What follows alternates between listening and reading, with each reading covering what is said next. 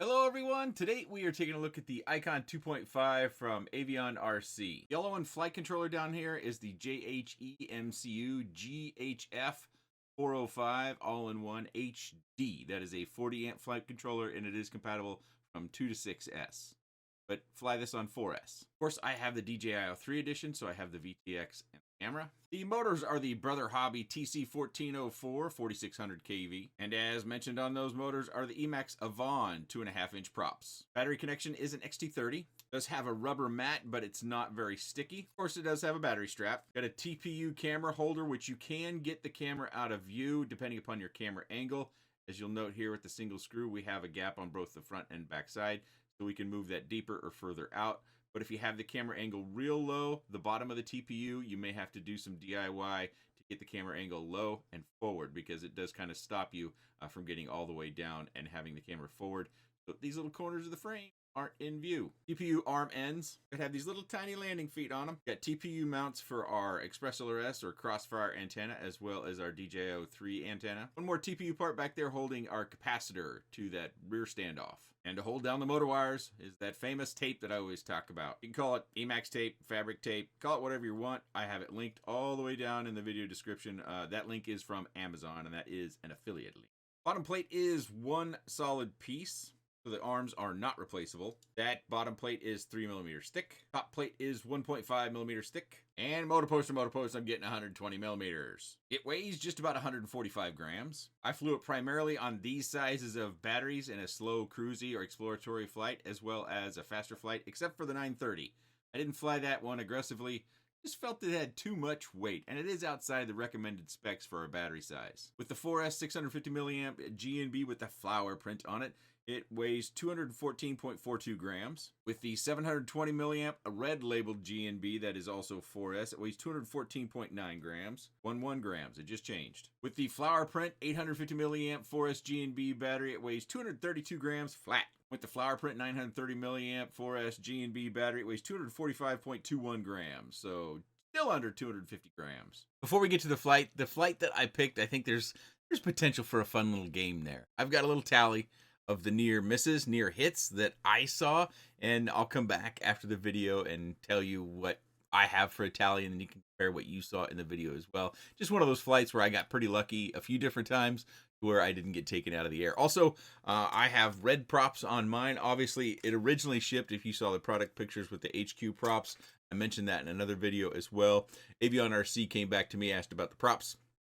I said I was breaking them. They sent me a new PID tune, so I did not PID tune this. As always with reviews, I use the manufacturer's PID tunes, and I put my own rates on things. But I had red props on hand, so just to make things quick and easy, I just put my red ones on. But you'll note on the product page on their website, it has kind of a smoke gray or a black prop, so it fits the motif a whole lot better. But if you want to, you can go down to the comment section and put the number of near hits that you see, and see if you're right, if you want to hold yourself accountable. Not the most beautiful day. We're pretty overcast in this particular case, but the weather isn't terrible, about 57 degrees. We do have some winds, consistent winds around 12 miles an hour, and the gusts, which I think you will pick up on the flight audio camera, the gusts come up into the upper teens, even touches into the low 20s, and we are feeling a fair bit of that. I mentioned the feeling of that because sometimes I'll look at the wind reports and I'll feel like it's really, really calm, and I don't necessarily agree with the wind reports when it comes to what I feel in the backyard. Of course, they don't measure it in my backyard. They measure it way out in the field. So a couple of things about the flight. AvionRC quads, Avant quads, they always fly very, very well. I don't know how they do their PID tunes, and I've come to believe at this point that a lot of PID tuning is preference. Or at least a portion of it is preference. You might want it a little bit more snappy, a little bit more twitchy, and you'll give up some prop wash in a particular move. Other times you just want no prop wash and you want it to be super smooth. So there's going to be a variable that I can't really determine for you. But in this particular video, there is, I think it's a power loop where I kind of messed up and I come in really flat, and there's, to my ear and eye, there's no oscillations, no prop wash noises coming from that. But then a different move that's very, very similar, but I don't come in nearly as flat. My technique was a little bit better. I hear a little bit of oscillation, a little bit of prop wash. So That's a little bit of a peculiarity. It does seem as though that there's possibly a little bit more prop wash handling tuning that could be done. But overall, I've always been very, very satisfied with them. I think unless you're a super picky pilot, and if you're a super picky pilot, you probably just need to do your own pin tunes, right? Not that being super picky isn't right. You know, you want things the way you want things. So I did mention that already. This is on the 850 milliamp 4S battery. It runs for 3 minutes and 53 seconds. I did fly some other batteries aggressively, but not the 930 milliamp battery.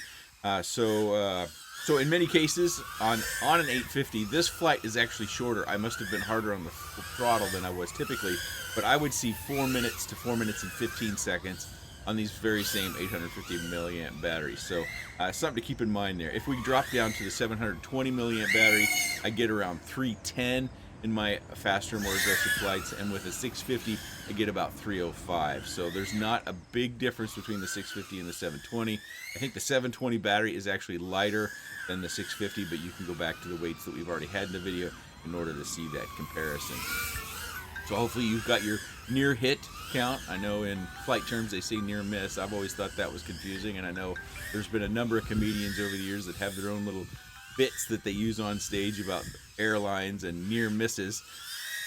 After this flight, we will look at just kind of a proof of concept without flight audio of the last, let's say, minute of the 930 milliamp cruising flat exploratory flight. I give you that sample just because I think it's important for anyone who's wondering what the flight style is, that you can kind of mix in the flight style and the flight time and kind of do your own calculations for your particular flight style. So hopefully one of these flight styles matches up somewhat in your arena, and then you can make a calculation about your flight time or how long a battery would last. Me, for the more aggressive in my space, I much preferred the 650 milliamp. I think I flew probably about 12 of the 850s and probably about 35 or 40 of the 650s. I just preferred that.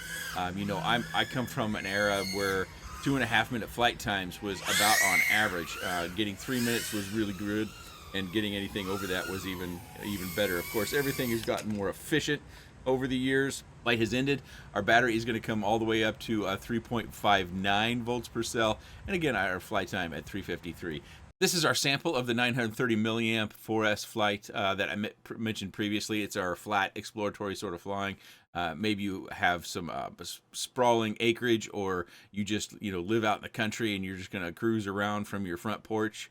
A little bit like what I'm doing, whatever sort of flight style you have, but I mix these in so that you can kind of get your own fix if you're maybe comparing a couple of different quads and you want to know about your flight time in this sort of flight style. You can get a pretty good idea rather than just reporting it. I know it would be great if I could show you each and every one, but my videos are already terrible long, so I'm just doing a sample here of the last minute of the 930 milliamp 4S flight, which will be wrapping up here shortly. As we can see, the low voltage warning is already blinking at us down in the lower left. Of course, we have a little bit of battery sag whenever we have load that we put on the battery, so the voltage comes down, but I'll bring it in to land as we get down there close to 4.3 volts, and then the battery voltage will come back up, but not all the way back up, but gets us pretty daggum close to 3.5 volts, which is where I like my flights to end, and the flight time at 9:01.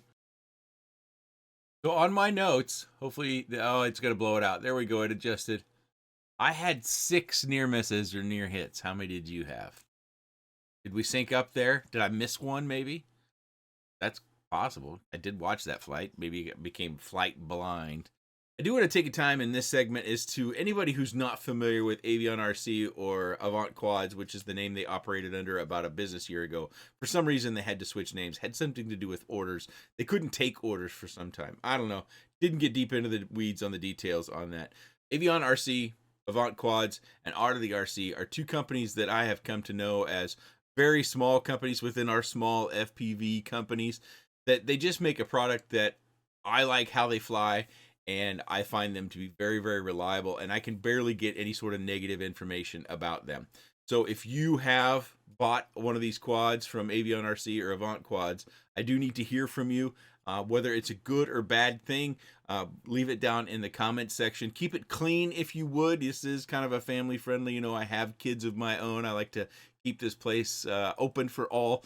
If you do feel strongly about something, maybe use something other than the colorful terms that you might be thinking of first time around. I don't delete comments, but sometimes I do find a few comments in the review section of YouTube Studio, and many times it's pretty innocuous stuff. I don't know why it got held for review. YouTube, of course, does its own thing, and sometimes people come and say, "Why did you delete my comment?" I have no idea what they're talking about. I can't find their comment. I know I didn't delete their comment, so that's something that's out of our control. But I would really like to hear from as many other owners, and if you're investigating this particular quad or one of the other products on their webpage, I think going through YouTube comments is going to be a really good resource for you.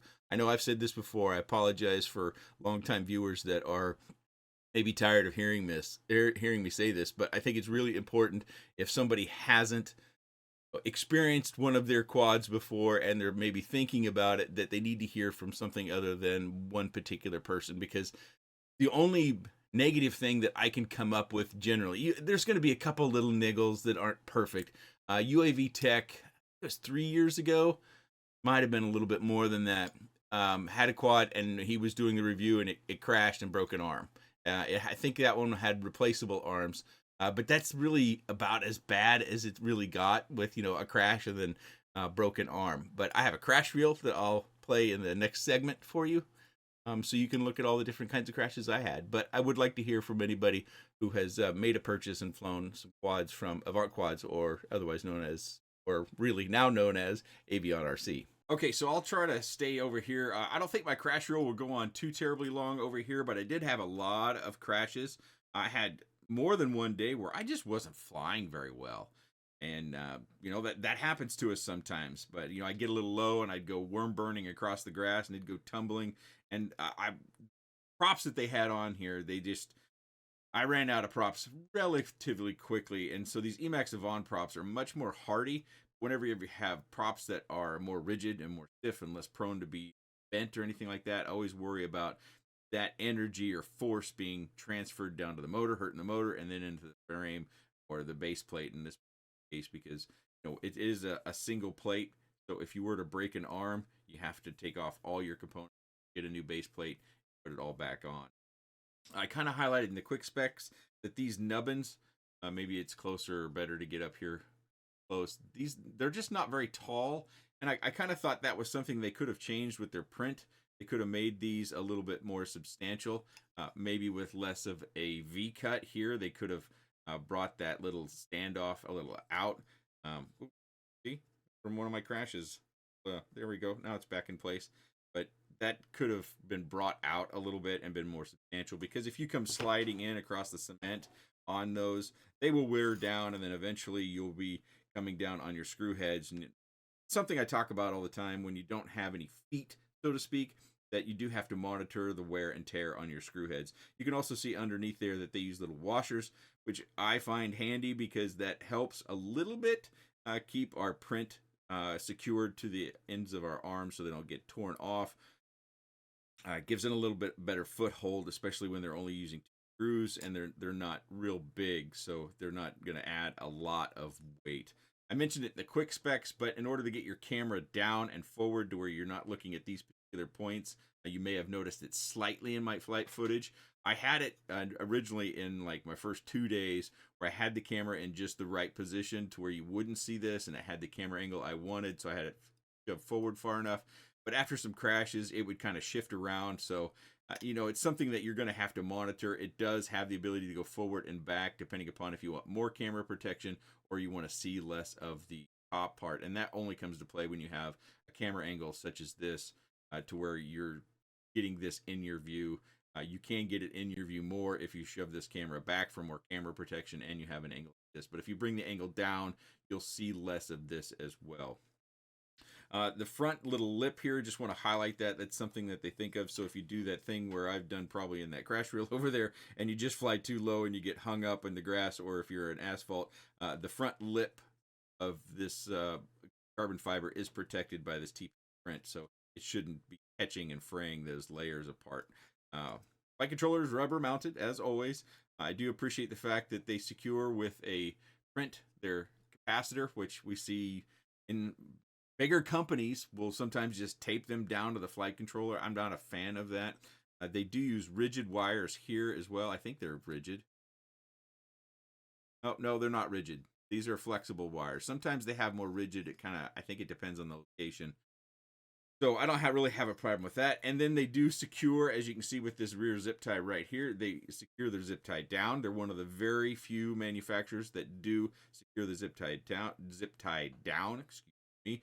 So if you have a battery ejection, as your battery disconnects and the battery goes flying through the air, it doesn't pull on your ESC or your all-in-one and the wire. It pulls here first, which gives you a fighting chance of actually it just disconnecting the battery. I'm trying to straighten this while I talk.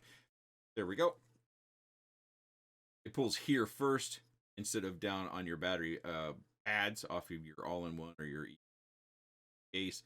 So hopefully the battery disconnects and then that pressure of that weight going flying is eliminated before it actually pulls down on there. So it's just something that I appreciate. One thing I wish they did, but they didn't do, and it's a minor little issue, but when I see stuff like this that has potential to flap around, it could create vibrations, and it is in such close proximity to our all-in-one flight controller. For me, I would take another little zip tie and I would run it through this loop and around this standoff in front of the capacitor. Hope manage that with some or needle nose. And you don't have to get it hunkered down tight, but just secure it ever so slightly to that post so that this isn't moving around. It didn't cause any problem across all the different flights I've had over the course of the last month or whatever it's been. But that's just one of the things I wish they would have secured in some way. Or I know it's, DJI's length of their wiring harness that they, ship with the 03. But if they could have had a custom one made, I know just cost, and get that a little bit shorter so it's not as much of a potential to be around. It's not going to get into your prop line. I checked that already. It's just with the vibration and it possibly moving around in the wind and then creating extra vibrations that the flight controller has to deal with. Of course, you got easy access to your USB port. It does come with this little plug here as well as your SD card for more storage. They have metal little O-rings up here to mount the 03 to the top plate. We do have standoffs here and here, so if you did have a crash where you landed upside down in your battery, it should have plenty of structural support for that. Highlight one more thing when it comes to cable management. Hopefully you can see it down there. I know it's pretty dark. There's another zip tie right here where they've made sure that the 03 camera cable, that the MIPI cable that goes back to the 03, cannot get out in your prop line. Really, they've done all the things I would have done had I built it. So I don't have a lot of complaints other than this little excess of wires back here. It is held together great for me, and I think it flies very well depending upon which version you might be looking for. This is the one company that I can think of, well, one of two companies, the other one being Out of the RC, where they actually offer bind and flies with walk snail as well. It seems as though that has gotten to a rare thing. Disappointingly for our walk snail, there is no HD0 option if you're an HD0 flyer, so that would be buy the analog version or just buy the frame and build it up yourself. You can buy these components individually from the AvionRC website if you wanted to, and just leave off the VTX and camera stuff if you want to build an HD0 version. They do come with this zip tie not on it because in the box they needed to get this antenna out of there so that they could use a real slim profile box. You do have to apply a zip tie to hold this in. If you don't do that, going to shove your antenna down with pretty much every crash, and it could come loose because there is a gap, of course, in order to get the antenna freely out of there. So it's something that you'll need to take care of. It's one of the few things that you would need to take care of after you had made your purchase of this. And it's one of those things that you should check before you go flying any new quad. Kind of go over it, turn on the motors without props on, do your bench test after you've done your setup, and then make sure everything's secured, the screws are all tightened down to a relatively good level, and that you are actually fit to go fly. This one does come with 3 different video transmission systems. We have good old analog. So analog is going to give you longer flight time as well as improved agility and performance because it's lighter. And then you get the 03 version, which is what I've been looking at here. And we also have the walk snail version. So many of you that are looking for walk snail and bind and flies, AvionRC is a company to look at as well. They come in prices that range from $259 all the way up to $439. And they do ship out of China, so you have to kind of keep that perspective as far as shipping times and how quickly it would arrive to you. But if you have any comments, questions, suggestions, or otherwise, please let me know in the comments section below. I appreciate your time. And thanks for watching.